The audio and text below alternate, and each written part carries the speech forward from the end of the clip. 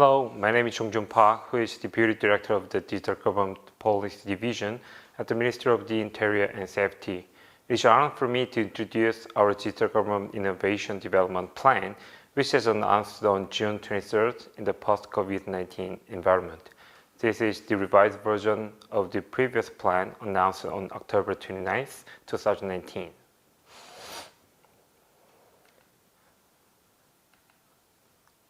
First, I will go over the background. We established the Digital Government Innovation Plan on October 29th, 2019.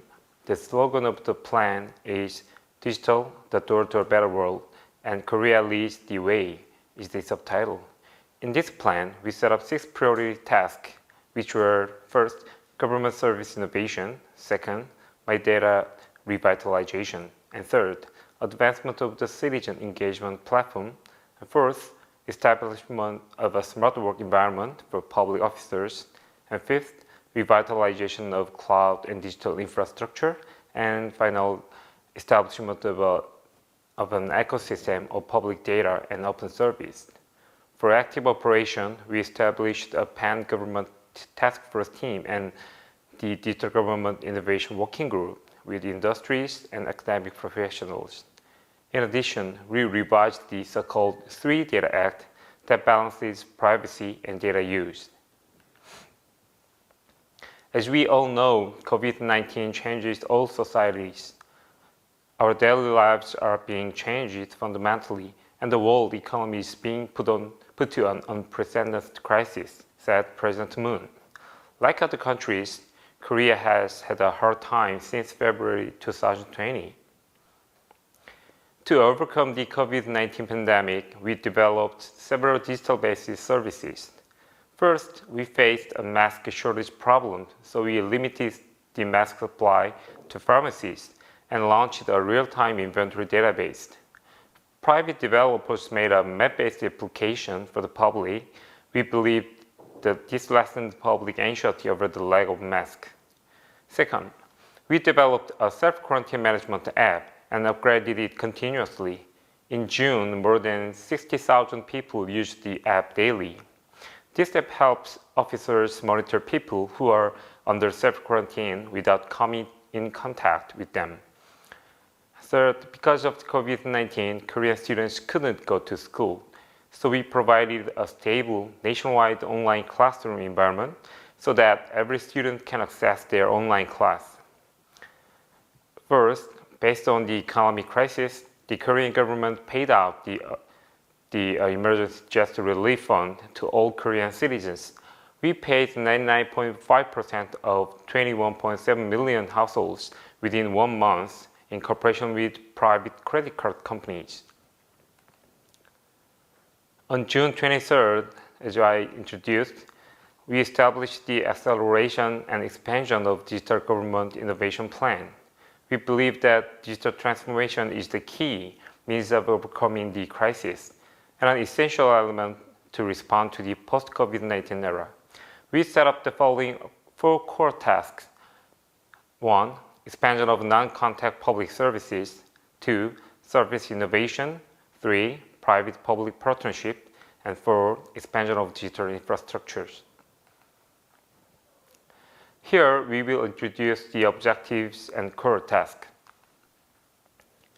The objectives, strategies, and core tasks are introduced here. Our objective is to become a world-leading country through digital transformation. Expand the previous plan or implement it sooner than planned. Respond to the demand for non-contact public services. Strengthen private-public partnership. Invest in digital infrastructure. First is the expansion of non-contact services. Government services are easily accessible anytime, anywhere, without having to visit public offices. Due to time constraints, I will talk about this specific plan briefly. The use of mobile ID cards is the first task. Not only the public sector, but the private sector also needs digital identity verification for non-contact services. Through mobile ID cards, each person can verify one's digital identity using a smartphone, online or offline. With the mobile driver's license, adults can verify their identity, access the civil service center online or offline, and provide the non-contact identification for financial transactions and rent car online. Especially the driver's license is the second largest identification card in the South Korea, so we plan to the mobile driver's license card in 2021. We developed the public my data. Paper documents contain too much information that is not actually needed for some services. To protect private information and realize data sovereignty, each person can search and store their own private information that the public sector already has, and they can provide any additional information required. And we can give only the requested information and check the use of private information. And we increased the types of e-certificates that are issued and stored in one smartphone. We already have 13 kinds of e-certificates and plan to increase the amount of more than 200 between now and 2021. We also adapted blockchain technology to real estate transactions for a transparent real estate market. As we introduced online education, some schools were not adequately prepared, so we will establish the Wi-Fi infrastructure in the classroom, create more online textbooks, and strengthen teachers' digital capabilities. We also changed the way we provide public services. People can get information and beneficial services at once through various channels. From 2021, Koreans can use the public secretary and the chatbot. The public secretary can provide information about public services proactively and in a customized way. A person can ask questions and get answers through the chatbot. We will start this service using messenger-based notifications and then use the artificial intelligence assistants that can interact through private AI speakers. We have the Government 24, which integrated all types of public services online.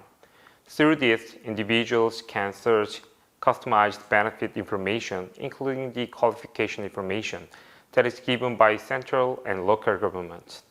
We also just expanded these integrated services to SMEs, startups, and small businesses.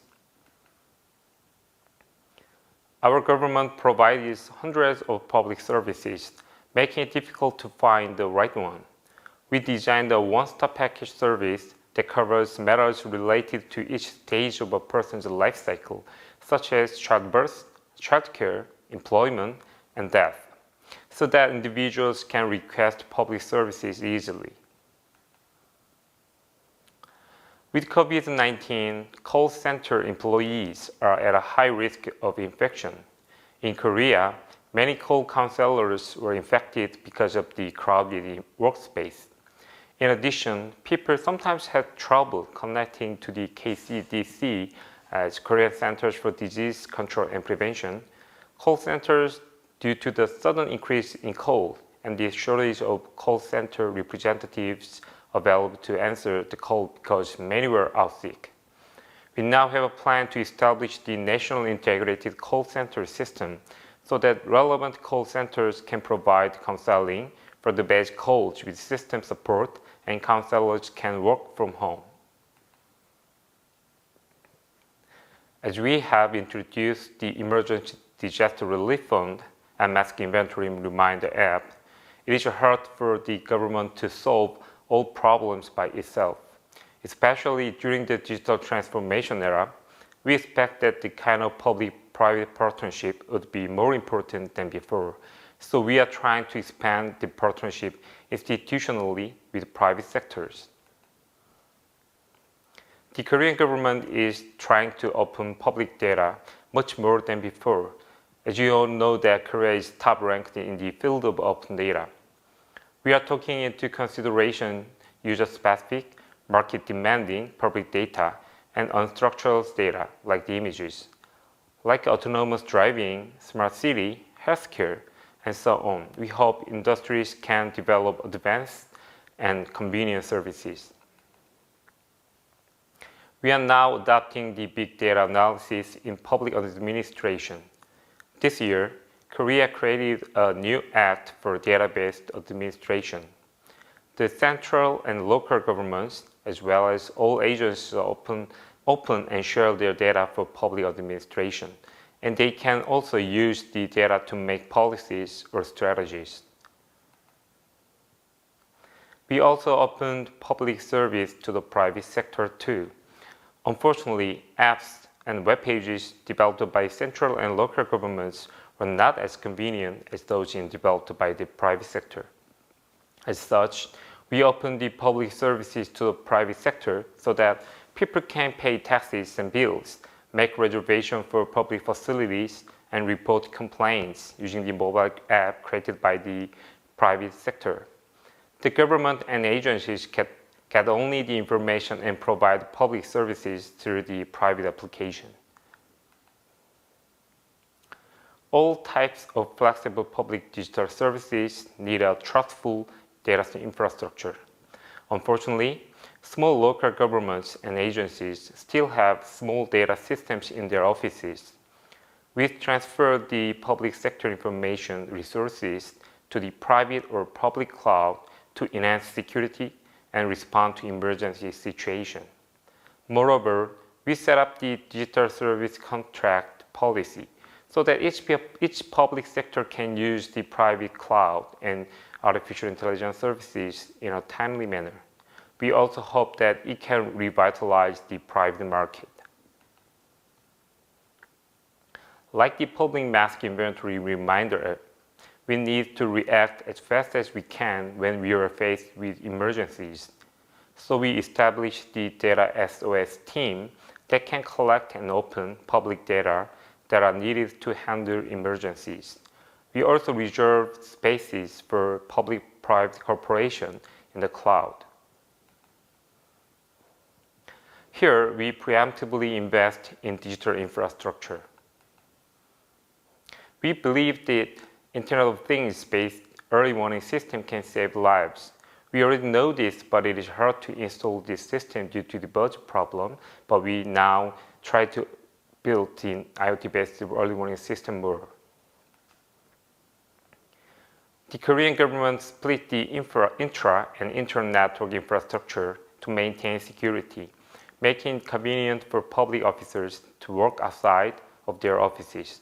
We configured 5G for a safe wireless internet. Cybersecurity is always the main concern. We use artificial intelligence for cybersecurity. Korea is one of the most developed countries in the field of IT technology, but some people still find it difficult to use IT-based services. For them, we installed Wi-Fi in public places, high-speed network, and provide digital competency education at the Digital Competency Center, targeting all citizens. We are also continuously developing pilot projects like the AI Smart Mirror, which can translate and communicate in sign language. In particular, we will make a digital competency training curriculum for public officers using private online materials. Now we introduce our plans for the future. We hope that we would be a world-leading country with overcoming the COVID-19 crisis. The people becomes more comfortable with using the convenient public services, and the companies grow more that we can vitalize the digital economy, and the government gets smarter.